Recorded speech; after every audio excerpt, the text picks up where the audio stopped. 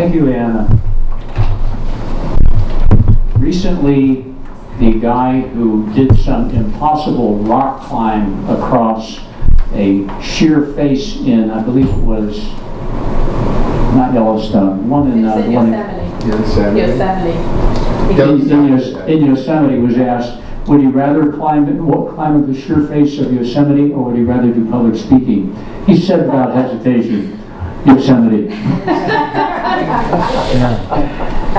Next, we have our speech evaluation for speaker number 1, who was Peter, and that's Vicky. Vicky, can you come up here and give your... I think it's Chris. No, I'm sorry. It's Chris Bassett. Yeah, I'm not that's incorrect. I'm going to have to talk to the quality control guy on the schedule. Yeah. Chris, thank you.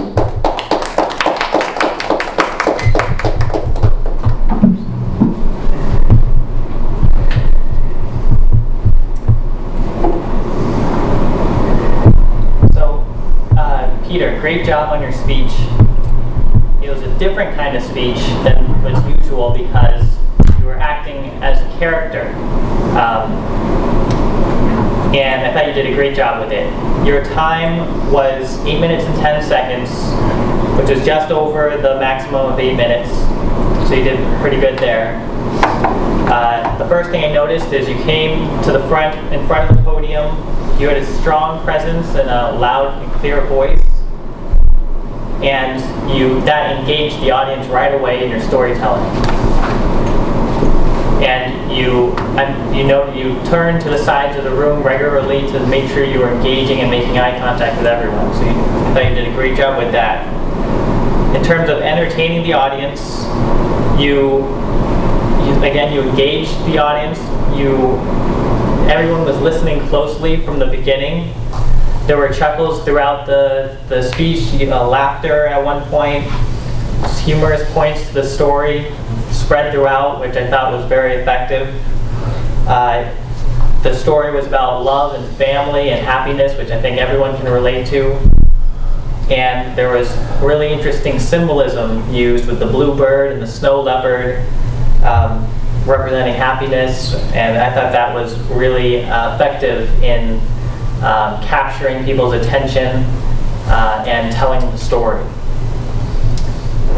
For teaching a life lesson, the story was about the pursuit of happiness, what makes someone happy, what happiness is, and the value of close relationships, love, focusing on service rather than on getting happiness. So I thought there was a very strong and relevant life lesson that you expressed very well in this telling of the story. Some suggestions for improvement. First of all, it was impressive that you didn't use notes the whole time. But I did notice a few longer pauses that I wasn't sure if you were trying to remember or it seemed kind of like you might have been. So for those times, shortening the pauses would be helpful. You used some vocal dynamics at certain points in the story that was very effective. I thought you could do even more with that. Because you're basically acting as a character, I think it's appropriate to be even overly dramatic or exaggerate the drama and the emotions in the story even more so than you did. So that's another point. And yeah, that's about it. Thanks.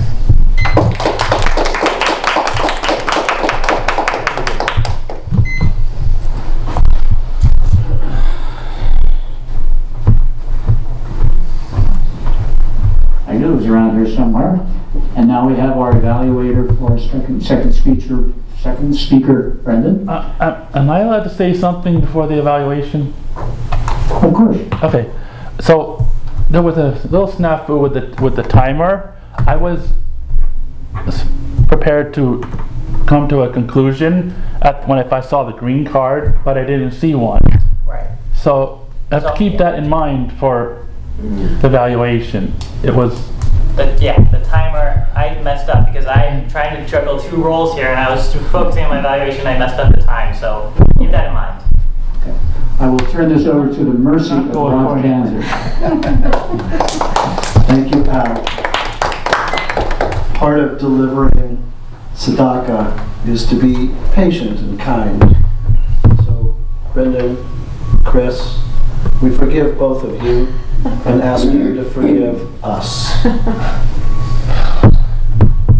Remember the objectives that Brendan had. They were to give a smooth delivery with a clear purpose, introduction, body, and conclusion. Let me start off by saying to you, Brendan, where I think your great strengths lie. We all love you. We can't help it. We admire you for your courage, being out in front of us with your personal challenge.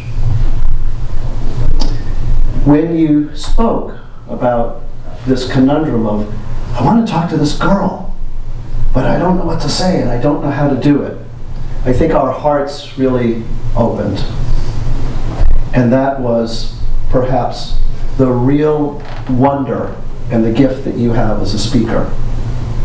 The vulnerability with which we could all relate. Are there some areas where you could improve? Yes, I think there are a few of them. As your evaluator, I was over here, and the first thing you did was show me your back pretty much the entire time. Occasionally I got one of these over the time. You also mentioned in your speech that one of the most important aspects that a therapist can offer somebody with autism or Asperger's is role-playing and rehearsing.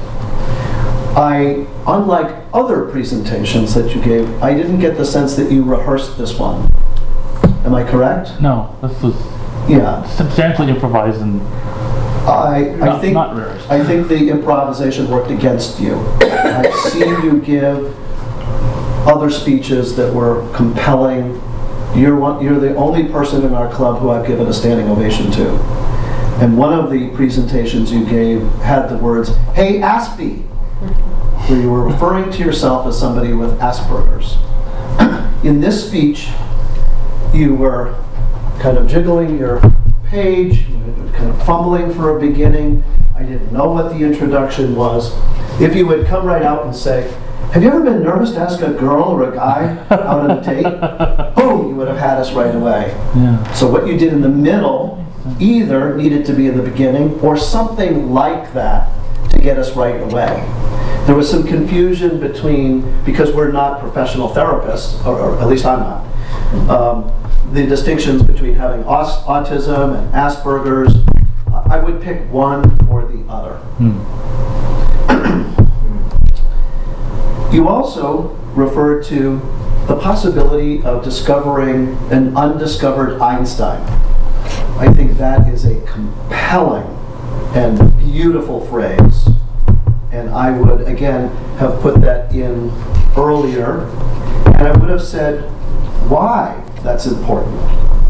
And made some reference to either you think you are an undiscovered Einstein or what undiscovered Einstein means. Even though we kind of know, I would have broadened that. Because that's really where the juice is. I've got the red card. You ran way over. You did stop when it said stop now, and I'm going to stop at the red card.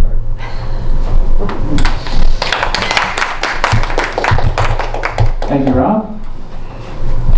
We now have our timer report. Just give us anybody went over. Yeah, very quickly, because we're way past time. Yeah, okay, well, so first I want to apologize. I messed up on Brendan's timing.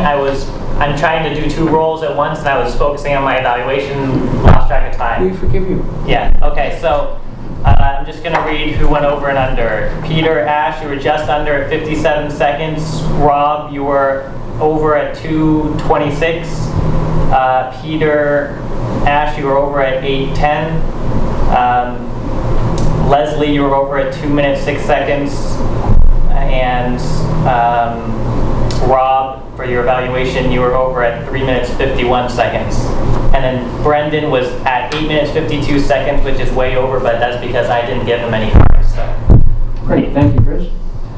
We now have our general evaluation. We have a grammarian report from Bob Grammarian. Avalone. Oh, No, where? Grammarian is Mickey. From Mickey. I'm sorry. Okay, so just briefly, Bob had one arc, and it was a beautiful, beautiful story. And Tzedakah, the use of Tzedakah was given by Brian and by Rob Kanzer. And got a lot of Chris Bassett gave 7 or maybe, I'm sorry, maybe I'm wrong. Anyway, Leanna had 4 and that's it, the rest was fine. Great, thank you very much.